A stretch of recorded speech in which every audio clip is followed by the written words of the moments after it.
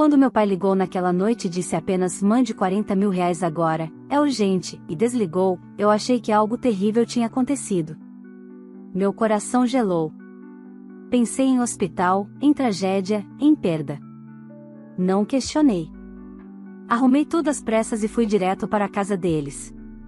O que encontrei lá mudou completamente a forma como eu enxergava minha família, e a mim mesma. Não era uma emergência. Não era desespero. Era algo muito pior, uma exigência disfarçada de amor. Naquele dia, percebi que sempre fui chamada não como filha, mas como solução. E pela primeira vez, eu disse não. Essa decisão custou caro, mas também me devolveu algo que eu nunca tive. Se você já sentiu que sua família passou dos limites, escute essa história até o fim. Olá, seja bem-vindo ao canal Histórias Surpreendentes, curta e se inscreva nesse canal, aproveite e ative as notificações, comente aqui de qual cidade você está assistindo, vou adorar saber e deixar um coração no seu comentário.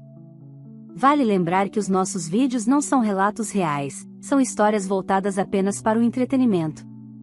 Toda a criação e edição são feitas pelo proprietário do canal. Quando meu telefone tocou naquela terça-feira à noite, eu já estava me preparando para dormir. O número do meu pai apareceu na tela, e só isso foi suficiente para me deixar tensa. Ele nunca ligava sem motivo. Nunca. Atendi com o coração acelerado, esperando ouvir alguma explicação antes mesmo de perguntar qualquer coisa. Não houve. Mande R$ 40.000 agora. É urgente. E desligou.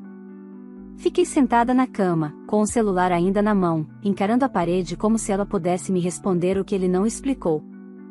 R$ 40.000. Agora. Urgente. Nenhum detalhe. Nenhuma justificativa. Aquele tom seco, autoritário, que eu conhecia desde criança, voltou a ecoar na minha cabeça como um comando impossível de ignorar. Meu primeiro pensamento foi medo. Pensei em hospital, em acidente, em algo grave demais para ser dito por telefone. Pensei que eu estivesse prestes a perder meu pai. Meu segundo pensamento foi culpa, aquela velha conhecida, por ainda não ter feito a transferência. Por estar parada, questionando. Por hesitar. Eu sempre fui assim. A filha que resolve. A filha que segura. A filha que aparece quando chamam, mesmo quando ninguém explica por quê. Enquanto a cidade dormia do lado de fora da janela, minha mente corria anos para trás.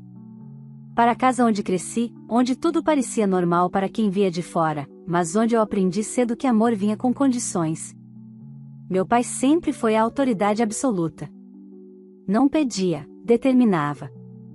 Minha mãe vivia tentando manter a paz, mesmo que para isso precisasse escolher quem iria se sacrificar. E minha irmã, bem, minha irmã sempre foi o centro de tudo. A prioridade. O orgulho. O sonho.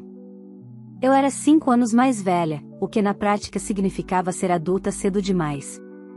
Fui eu quem abriu mão de coisas, quem ficou em segundo plano, quem ouviu que agora não era o momento, enquanto o momento da minha irmã nunca parecia terminar. Se algo precisava ser resolvido sem barulho, caía no meu colo. Se alguém precisava ceder, era sempre eu.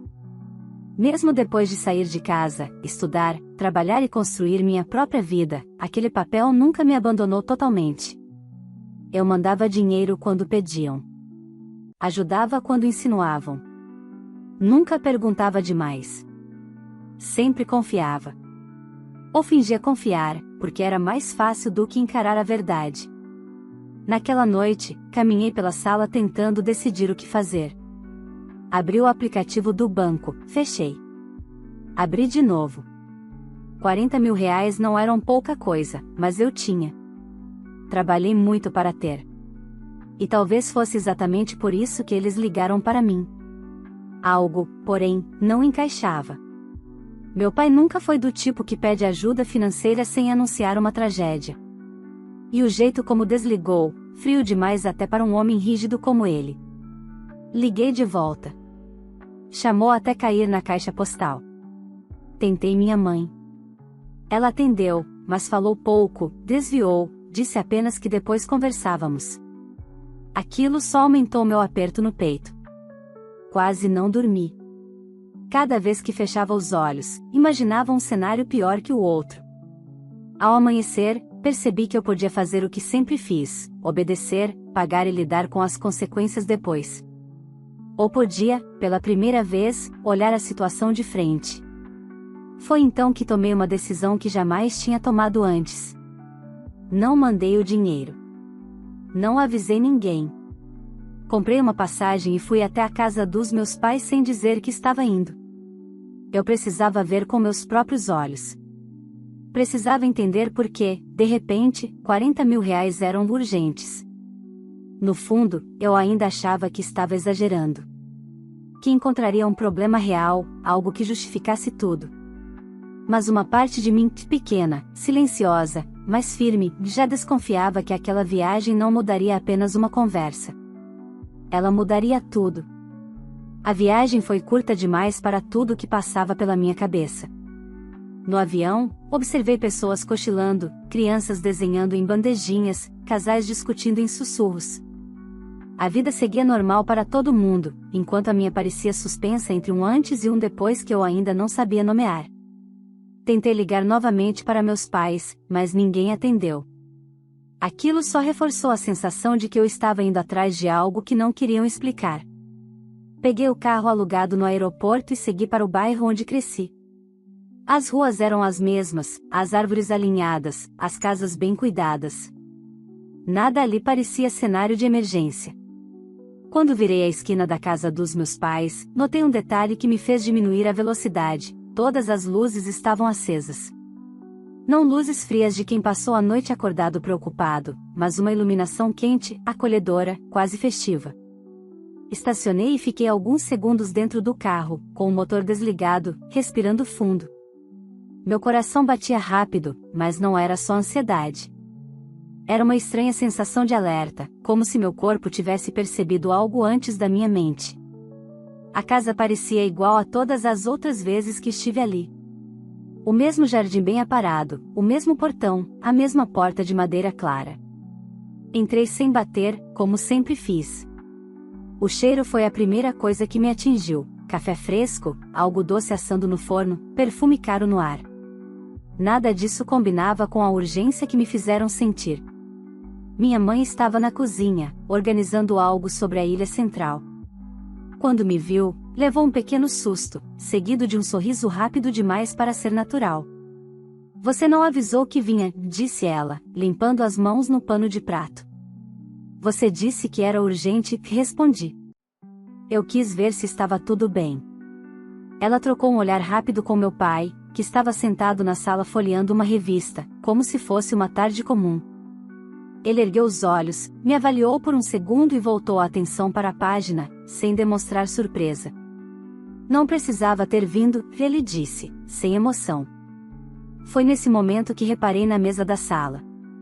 Havia papéis organizados, catálogos, amostras de tecido, envelopes elegantes e uma pasta grossa com divisórias coloridas. Não precisei abrir nada para entender do que se tratava. Meu estômago se contraiu. "Isso é o quê?" perguntei, apontando. Minha mãe hesitou antes de responder. "Depois a gente conversa com calma." Conversa com calma. A mesma frase que ela usava quando queria ganhar tempo até eu ceder. Antes que eu dissesse qualquer coisa, ouvi passos vindo do corredor.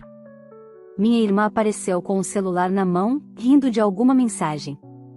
Parou quando me viu e, por um segundo, pareceu surpresa. Logo depois, sorriu como se minha presença fosse apenas um detalhe. "Você veio cedo", comentou. Foi quando viu o anel. Grande, brilhante, impossível de ignorar. Ele refletia a luz do teto de um jeito quase agressivo. Olhei para a mão dela, depois para a mesa cheia de materiais, e então tudo começou a se encaixar de um jeito que me deu vontade de rir e chorar ao mesmo tempo. "Que anel é esse?" perguntei, ainda tentando manter a voz firme. Minha irmã ergueu a mão, orgulhosa. "Lindo, né?" Ele se superou. Ninguém mencionou dinheiro. Ninguém explicou nada. Minha mãe começou a falar sobre como planejar um casamento dava trabalho, como tudo estava caro, como minha irmã estava estressada com tantos detalhes. Meu pai apenas concordava em silêncio, como se aquela fosse a conversa mais natural do mundo. Eu olhava ao redor, tentando reconciliar aquela cena com a ligação da noite anterior. A urgência. O tom duro. O desligar abrupto. Tudo aquilo para isso? Foi ali, naquele exato momento, que algo mudou dentro de mim. Não foi raiva. Foi clareza. Eles não me chamaram porque precisavam de mim como filha. Me chamaram porque precisavam de mim como solução. Como sempre. E, pela primeira vez, eu não senti vontade imediata de resolver. Senti vontade de entender até onde aquilo iria. Fiquei parada no meio da sala por alguns segundos, absorvendo cada detalhe como se meu cérebro estivesse atrasado em relação à realidade. A pasta sobre a mesa tinha o nome de um buffet estampado em letras douradas. Reconheci a marca. Era um dos mais caros da cidade. Havia fotos de arranjos gigantes, lustres de cristal, mesas impecáveis. Tudo aquilo custava exatamente o tipo de dinheiro que meu pai exigiu sem piscar. Então, comecei, cruzando os braços, essa é a urgência? Minha mãe se apressou em responder, como sempre fazia quando percebia tensão no ar, não fala assim. Você sabe como essas coisas funcionam. Sua irmã sempre sonhou com um casamento bonito. Bonito? Repeti. Vocês me ligam no meio da noite, pedem 40 mil reais sem explicação, e eu chego aqui para descobrir que é isso? Meu pai fechou a revista devagar e finalmente levantou o olhar. Havia irritação ali, não constrangimento. Abaixa o tom, ele disse. Não precisa fazer drama. Foi minha irmã quem se aproximou da mesa e bateu de leve na pasta, como se estivesse orgulhosa. É meu casamento, disse, sem qualquer culpa na voz. E você sabe que sempre quis o casamento dos sonhos. Aquilo doeu mais do que eu esperava. Não pela frase em si, mas pela naturalidade. Como se fosse óbvio que o sonho dela passasse por cima de qualquer limite meu. Vocês mentiram pra mim, falei, olhando primeiro para minha mãe, depois para meu pai. Eu achei que alguém estava em perigo. Ninguém mentiu, minha mãe respondeu rápido demais. A gente só simplificou. Simplificou? Senti um nó se formar na garganta. Vocês me fizeram atravessar o país achando que algo grave tinha acontecido. Meu pai se levantou. Alto, imponente, do jeito que sempre usou para encerrar conversas. Chega. Não estamos pedindo. Isso é uma ordem.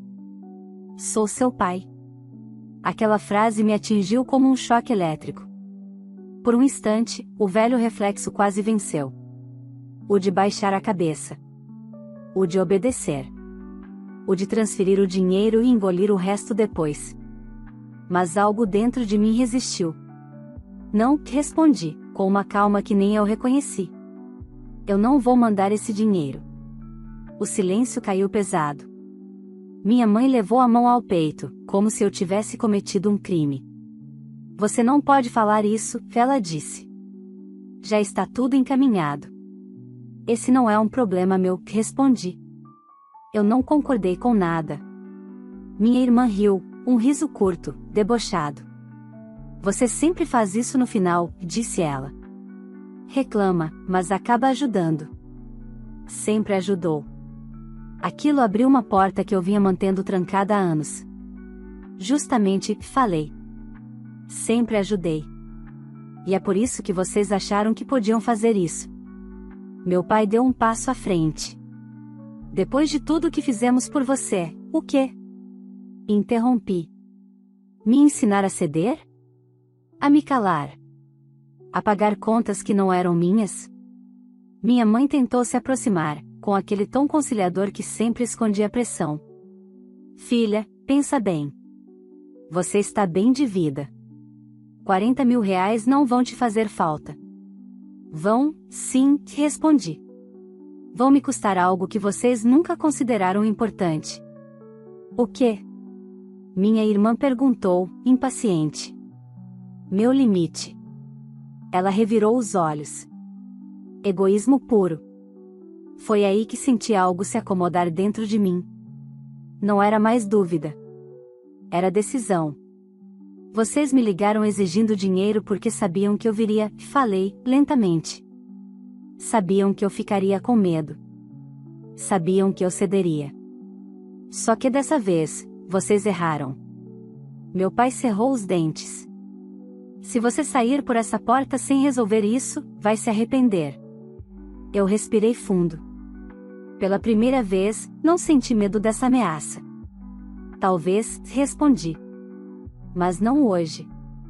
Peguei minha bolsa e caminhei até a porta, sentindo os olhares nas minhas costas. Antes de sair, virei-me uma última vez. Isso acaba aqui. Saí sem esperar resposta, com a certeza incômoda de que aquela decisão não ficaria sem consequências. Saí da casa sentindo o ar da rua bater no rosto como um choque de realidade. Caminhei até o carro sem pressa, mas com o coração acelerado. Dentro de mim, uma mistura estranha de alívio e antecipação se formava. Eu sabia que aquilo não terminaria ali. Nunca terminava. A diferença é que, dessa vez, eu não tinha recuado. Antes mesmo de dar partida, meu celular vibrou. Uma mensagem da minha mãe.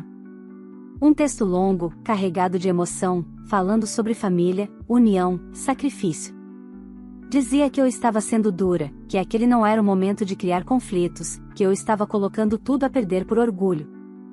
Não respondi. Dirigi até o hotel tentando organizar os pensamentos. No caminho, lembrei de todas as vezes em que aquele mesmo discurso foi usado para me convencer a ceder. Sempre havia uma justificativa bonita para o que, no fundo, era simples: eu era o recurso disponível. A solução silenciosa. A filha que não dava trabalho, desde que aceitasse carregar o peso dos outros. No quarto do hotel, sentei na cama e encarei o celular outra vez. Agora havia uma mensagem do meu pai. Curta. Fria. Dizia que eu tinha passado dos limites, que estava envergonhando a família e que esperava que eu pensasse melhor antes de tomar decisões irreversíveis. Li 2 vezes. Depois desliguei o telefone. Na manhã seguinte, acordei com aquela sensação antiga de culpa tentando se infiltrar. O reflexo de anos me dizendo que eu estava errada, que precisava consertar a situação. Fui até o banheiro, lavei o rosto e me olhei no espelho. Pela primeira vez, não vi a filha difícil. Vi alguém cansada de ser manipulada. Abri o aplicativo do banco. A transferência recorrente que eu fazia todos os meses para meus pais estava ali, programada como sempre. Um valor que, ao longo dos anos, eu parei de questionar. Cancelar levou menos de 1 minuto. Um clique. Uma confirmação. Silêncio. Nenhuma cerimônia. Nenhuma discussão. Apenas o fim de algo que nunca deveria ter sido automático. O telefone voltou a vibrar algumas horas depois. Dessa vez, era minha irmã. A mensagem não tinha rodeios. Disse que eu estava destruindo o casamento dela, que já tinham contado com aquele dinheiro, que fornecedores estavam cobrando respostas. Falava como se eu tivesse feito uma promessa, como se a responsabilidade fosse minha. Respirei fundo antes de responder. Digitei apenas uma frase: eu não concordei com isso. E bloqueei o número. Aquilo me assustou mais do que qualquer briga. Não a reação dela, mas a minha calma. Sempre achei que, se eu dissesse não de verdade, tudo desmoronaria. Mas o mundo não acabou. O dia seguiu. Pessoas trabalharam, riram, seguiram suas rotinas. E eu comecei a perceber que o caos sempre existiu, só não recaía sobre eles quando eu deixava de absorvê-lo. Nos dias seguintes, os efeitos começaram a aparecer. Um primo ligou, cauteloso, perguntando se estava tudo bem. Uma tia mandou mensagem dizendo que ouviu algumas coisas, mas queria entender melhor. Eu não me defendi. Não a ataquei. Contei os fatos. Com calma. Sem exageros. Isso pareceu desarmar mais do que qualquer discussão. Soube, por comentários soltos, que o clima na casa dos meus pais havia mudado. Que discussões surgiram onde antes havia certeza. Que contas começaram a aparecer de forma mais concreta quando não havia mais um plano B automático. Pela primeira vez, as escolhas deles estavam cobrando um preço direto. À noite, sozinha no quarto, senti algo novo se acomodar dentro de mim. Não era vitória. Era autonomia. Eu não tinha mais medo da próxima ligação, da próxima exigência disfarçada de urgência. Pela primeira vez, minha vida não estava em espera. Mas eu também sabia, aquilo era só o começo. Quando as consequências ficam reais, as máscaras costumam cair. E eu estava prestes a descobrir até onde minha família iria quando percebesse que eu não voltaria atrás. Voltei para minha cidade 2 dias depois, mas a distância física não diminuiu a presença deles na minha cabeça. Pelo contrário. O silêncio que se seguiu às mensagens iniciais foi pesado demais para ser coincidência. Conhecia minha família o suficiente para saber que, quando ficavam quietos, não era porque tinham aceitado. Era porque estavam se reorganizando. Na semana seguinte, a primeira tentativa veio disfarçada de gentileza. Minha mãe ligou cedo, com a voz mansa, quase doce. Falou do clima, perguntou do meu trabalho, comentou sobre uma receita nova que tinha aprendido. Por alguns minutos, parecia que nada tinha acontecido. Quase me deixei levar. Quase. A gente precisa conversar melhor, ela disse, finalmente. Seu pai anda muito abatido com tudo isso. Conversar sobre o quê? Perguntei. Houve uma pausa longa demais. Sobre você rever sua decisão.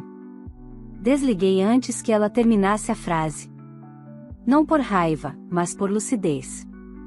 Eu sabia exatamente como aquela conversa acabaria. Eu cederia um pouco, depois mais um pouco, até que nada tivesse realmente mudado. As tentativas seguintes foram menos sutis. Meu pai enviou uma mensagem dizendo que eu estava sendo ingrata, que estava abandonando a família no momento mais importante da vida da minha irmã. Pouco depois, veio outra, ameaçando cortar relações se eu continuasse nesse caminho. Li tudo com atenção e deixei sem resposta. Foi então que começaram a mexer onde sabiam que doía. Um tio apareceu no meu trabalho, fingindo que estava por perto. Disse que meus pais estavam passando vergonha, que eu deveria pensar no nome da família, que minha atitude estava sendo comentada. Agradeci a preocupação e encerrei a conversa. Quando ele saiu, percebi que minhas mãos tremiam, mas minha decisão não. Soube, por terceiros, que os planos do casamento começaram a desmoronar. O salão dos sonhos foi substituído por um espaço menor. Alguns fornecedores cancelaram por falta de pagamento. A lista de convidados diminuiu drasticamente. Aquilo não me trouxe alegria, como talvez esperassem. Trouxe confirmação. Se tudo dependia tanto de mim, então nunca foi realmente deles. Minha irmã tentou contato por outros meios. Criou perfis novos, pediu para amigos em comum falarem comigo, deixou recados dizendo que eu estava sendo cruel, que aquilo era uma fase e que depois eu me arrependeria. Em um deles, escreveu: "Você sempre foi a forte. Aguenta mais um pouco." Aquela frase foi como um soco no estômago. E, ao mesmo tempo, a prova de que nada tinha mudado. Decidi, então, fazer algo que vinha adiando há anos. Reuni todos os comprovantes de transferências, ajudas, pagamentos que fiz ao longo do tempo. Não para confrontá-los, mas para mim. Para ver, de forma concreta, o quanto aquela dinâmica tinha me custado. O número final me deixou sem ar. Não era só dinheiro. Era tempo, energia, escolhas que deixei de fazer.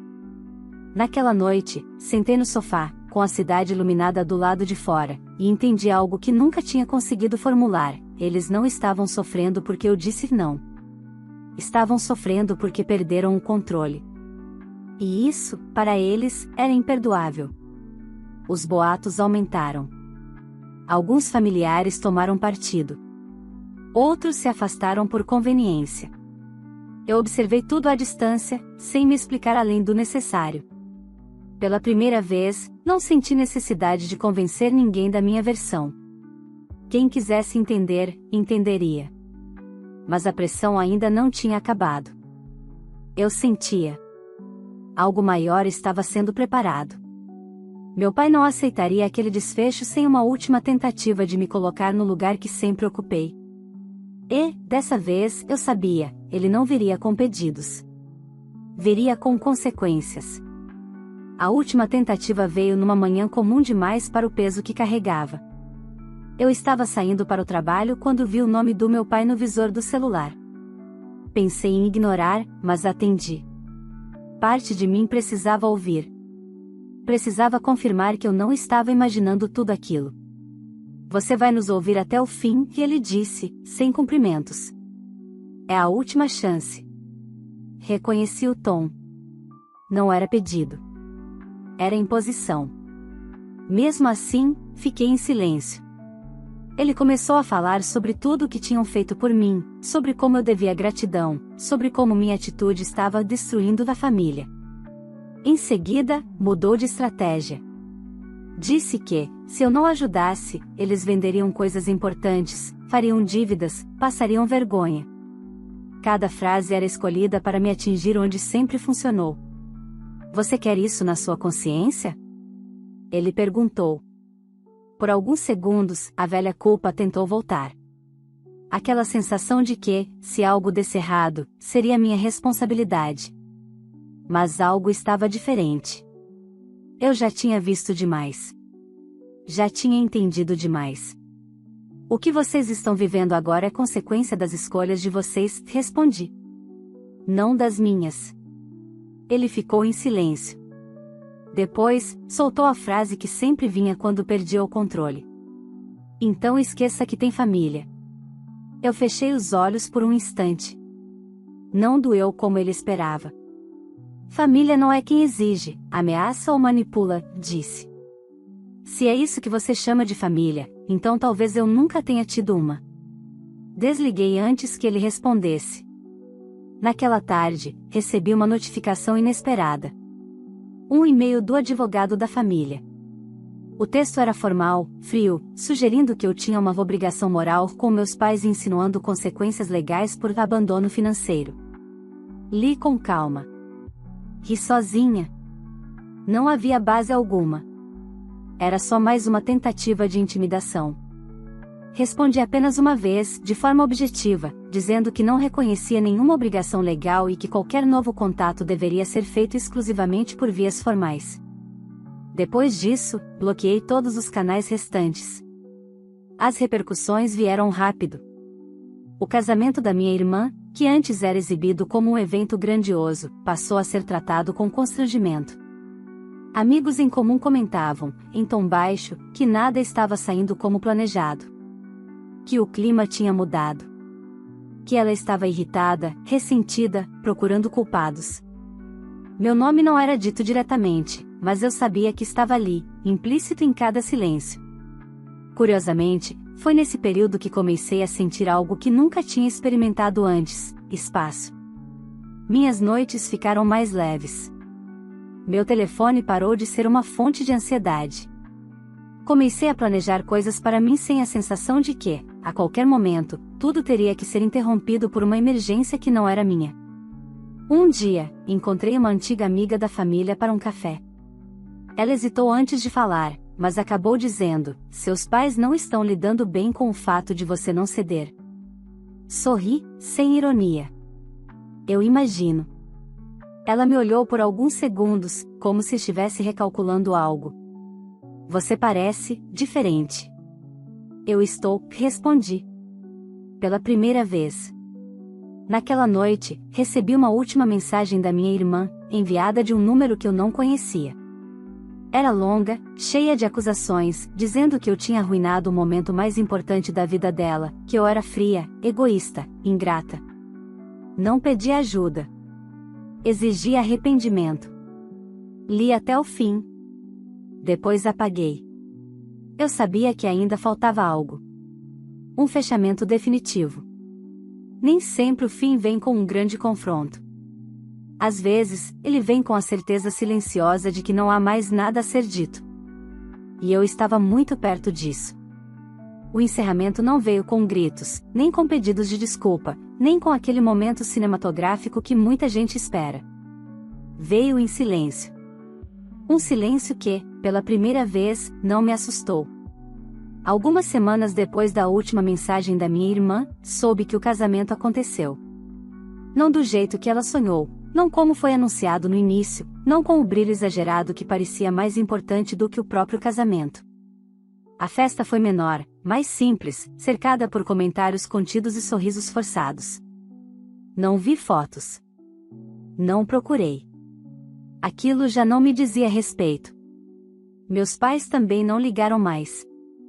Nenhuma nova ameaça, nenhuma tentativa de chantagem emocional, nenhuma cobrança disfarçada de preocupação.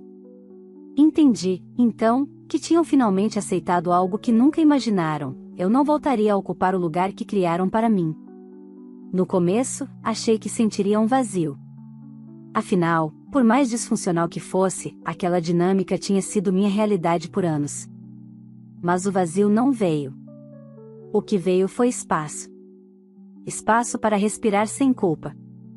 Espaço para decidir sem medo.